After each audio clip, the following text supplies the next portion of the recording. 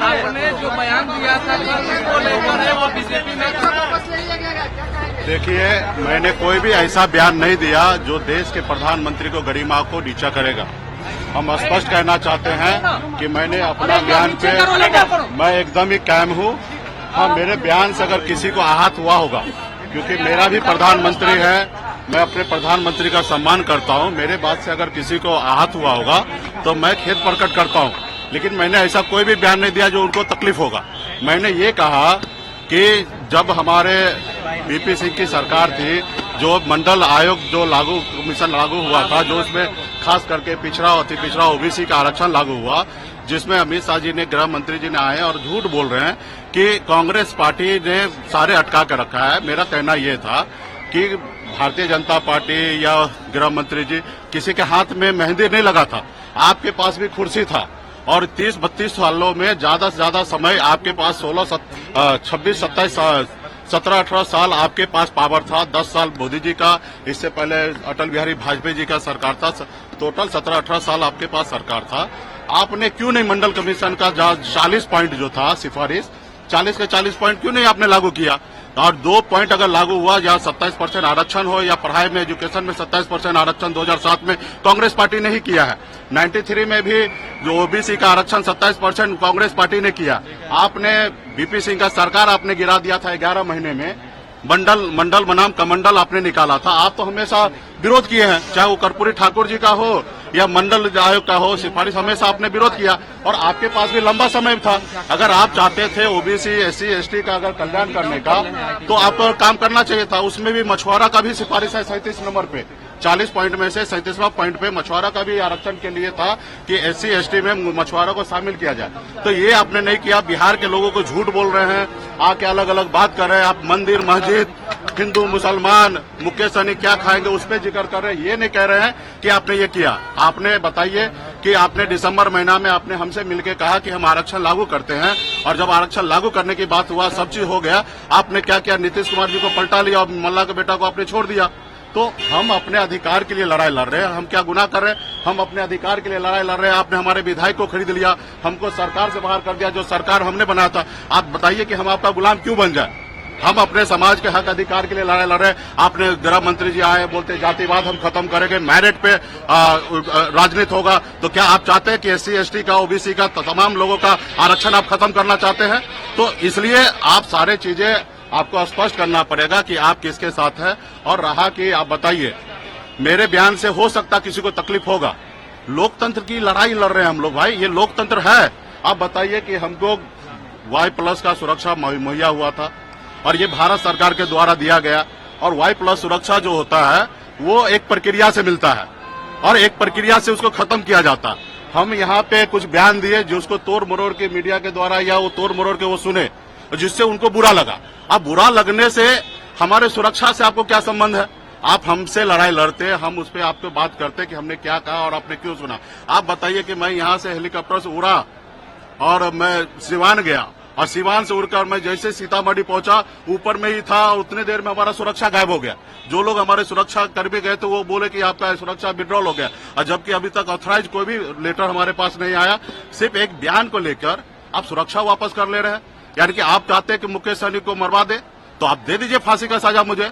अगर मैं अपने जात के हक अधिकार के लिए, मछुआरा के लिए, मल्ला के लिए अगर लड़ाई लड़ना मेरा अगर गुनाह है, तो मैं कहता हूं माननीय प्रधानमंत्री जी, राष्ट्रपति महोदय, सब आप ही का है। आप मुकेश सहनी को कल फांसी पर लटका दीजिए, मुझे कोई फर्क नहीं पड़ता। हमने पहले भी कहा, एक सीट को लेकर भाजपा के साथ राजनीति करना, इससे अच्छा मैं जहर खा लूंगा, मर जाऊंगा, लेकिन भाजपा के साथ राजनीति नहीं करूंगा। हाँ, मेरे अधिकार की अगर बात होगा, मेरा अधिकार दीजिएगा, तो निश्चित तौर पे हम आपके साथ खड़ा रहेंगे। अगर जब तक मछुआरा के बेटा को, मल्ला के बेटा को अधिकार नहीं दीजिएगा, हम चट्टानी एकता के ताकत के साथ खड़ा रहेंगे।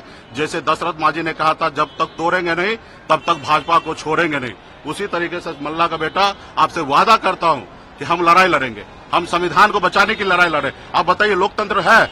आपने हमें Y+ सुरक्षा दिया, किस आधार पे दिया? हमारे जान माल का खतरा था, आपने दिया। आप अगर मुझे अगर हटाना भी है तो Y+ से आप Y करते, उसके बाद अगर उसके नीचे भी आप कैटेगरी पे आते, आप एक ही झटके में आपने हटा दिया। तो खैर, मुझे कोई परवाह नहीं है। हम लोग गरीब घर में जन्म लिए, हम कोई Y+ लेके तो पैदा हुए नहीं थे।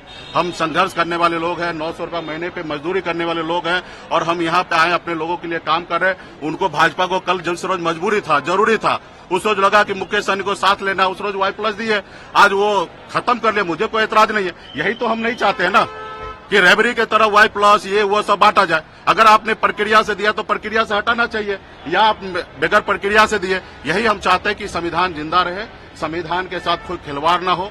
कोई सरकार आए सरकार आएंगे जाएंगे, ये देश हमारा रहेगा, हमेशा रहेगा। इस देश के लोग हमेशा रहेंगे। इसमें भाईचारा कायम रहना चाहिए। गरीब पिछड़ा के अधिकार की बात होना चाहिए। आज भी हमारे लोग के रहने के लिए घर नहीं है, तकलीफ होता। आज भी हमारे लोग इलाज नहीं करा पाता, अपने बच्चे को दम तोड़ देता उसका बच्चा, हम उसको कुछ नहीं कर पाते क्योंकि ना हमारे पास पैसा है, ना हमारे पास पावर है।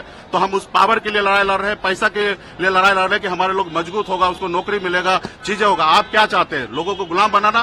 5 किलो चावल देकर आप चाहते हैं कि देश के लोगों को हम गुलाम बनाकर रखें? 5 किलो चावल से क्या होने वाला? और वो भी चावल किसी का घर का है। ये भारत सरकार का, देश के हर एक नागरिक का उस पर अधिकार है। लेकिन आप लोग अलग तरीके से कर रहे हैं। आपने कुछ नहीं। हम तो प्रधानमंत्री से हाथ जोड़ के आग्रह करता हूँ, प्रधानमंत्री जी आप हमारे भी प्रधानमंत्री हैं। देश के 140 करोड़ जनता जो है उसका आप माई बाप है। आप उनके बारे में सोचिए, गरीब युवा के बारे में सोचिए। जो आपने 2014 में वादा किया वो सोचिए। मैं तो कहना चाहता हूँ कि 2014 में जो आपने भाषण दिया वही भाषण दीजिए अभी, तब आपको जनता के तरफ से पता चलेगा कि आपने अच्छा काम किया कि बुरा काम किया। बाबा साहब भीमराव अम्बेडकर ने हमें संविधान बना के दिया, उसमें नेता के लिए सिर्फ 5 साल का समय दिया है। सरकारी नौकरी पे जाइएगा तो 58 साल 60 साल तक में आपका रिटायरमेंट होगा, लेकिन नेता के लिए 5 साल सोच समझ के दिया। इसलिए क्योंकि नेता है ना, मालिक नहीं है, जनता मालिक है। अगर नेता अगर 420 करेगा, झूठ बोलेगा, गलत करेगा, तो जनता के पास अधिकार होगा कि 5 साल में उसको बदलने का। तो वही हम चाहते हैं कि जनता पूरा अपने दिल पे हाथ देकर सोचे कि ये प्रेजेंट का जो सरकार है वो अगर जनता के हित में काम किया होगा, गरीब किसान के लिए काम हुआ रहेगा, मजदूर के लिए काम हुआ रहेगा, तो निश्चित तौर पे मोदी जी के बारे में सोचना चाहिए। वरना मोदी जी के बारे में बिल्कुल ही नहीं सोचना चाहिए। तो इसलिए हम कहना चाहते हैं, आज 75 साल के हमारे माननीय प्रधानमंत्री जी हो गए और आज भी देश में युवा से मौका मांग रहे हैं कि हमको मौका दीजिए, देश का सेवा करना चाहते हैं। और वही जगह अग्निवीर योजना लाते हैं जिसमें 4 साल में कॉन्ट्रैक्ट बेस पे लोगों को रिटायरमेंट देना चाहते हैं। तो ये देश में ऐसा नहीं चलेगा।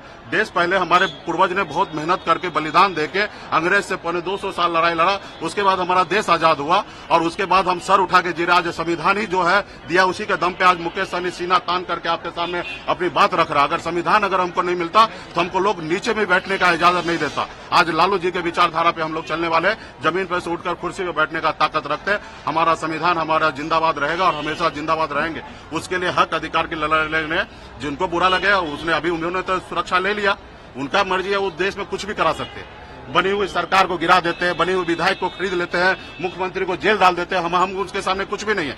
लेकिन मेरा पास हौसला है। लाखों निषाद यूपी, बिहार, झारखंड में एक एक मल्ला का बेटा ने हाथ में गंगा जल लेके संकल्प लिया था कि हम अपने बच्चे के भविष्य के लिए लड़ाई लड़ेंगे। हमने भी संकल्प लिया है और मजबूती से हम गंगा माता का सौगंध खाते हैं कि मजबूती से जब तक हम लोग जो एजेंडा पे जो अपने अधिकार के लिए लड़ाई सिद्ध नहीं कर लेंगे तब तक हम चैन से नहीं बैठेंगे, मजबूती से लड़ेंगे। मोदी जी के पास बहुत ताकत है। कल फांसी दे दे मुझे कोई फर्क नहीं है, कल वो मरवा दे मुझे फर्क नहीं पड़ता, सुरक्षा लिया कोई फर्क नहीं। हम लोग तो मछुआरा समाज का आते हैं, रात को 2 बजे रात को जहां लोग नहीं पहुंचता वहां पे हमारे बाप दादा मछली मारने के लिए जाते। ना हमें भूत प्रेत डकैत से किसी से डरने लगता। अभी भी शान से हम पूरे बिहार में घूमेंगे और मजबूती से अपने लोगों के लिए हक अधिकार के लिए काम करेंगे। आपने जो बयान दिया था उसको लेकर बीजेपी के नेता कह रहे हैं कि महागठबंधन में गए हैं और आरजेडी का बोल रहे हैं। हम महागठबंधन में निश्चित गए और लालू जी के विचारधारा के साथ चल रहे हैं। लालू प्रसाद वही है जो रोड पे से उठा के लोगों को कुर्सी पे बैठाने का काम किया है।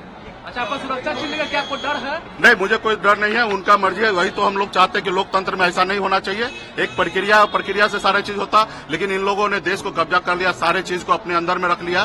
तो मुझे कोई फर्क नहीं, अभी उनकी समय है, वो जैसा चाहे वैसा देश में चलाए, मुझे कोई एतराज नहीं। हम संघर्ष करने वाले लोग हैं, संघर्ष करेंगे। बहुत बहुत धन्यवाद। आप टेंशन में लग रहे हैं, क्या लग रहा है? मैं कोई टेंशन में नहीं हूँ। आपको लगता है टेंशन में हूँ?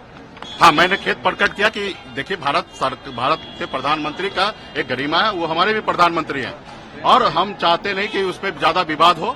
अगर हमारे बयान से अगर किसी को आहत हुआ हो तो मैं खेद प्रकट करता हूँ, लेकिन मैंने कोई ऐसा बयान नहीं दिया। हमने कहा भाई आप ताली बजा रहे थे क्या, हाथ में मेहंदी लगा था क्या? आप भी तो मंडल कमीशन का 40 सिफारिश आप लागू कर सकते थे। आपके पास भी अटल बिहारी वाजपेयी के समय में भी आपको उसको मौका मिला था, 7 साल, अभी भी 10 साल मौका मिला, 17 साल आपका मौका मिल गया, क्यों नहीं आप लागू किए? और आज आप कांग्रेस को टारगेट कर रहे हैं। कांग्रेस अगर अच्छा करता तो आज भी सत्ता में रहता।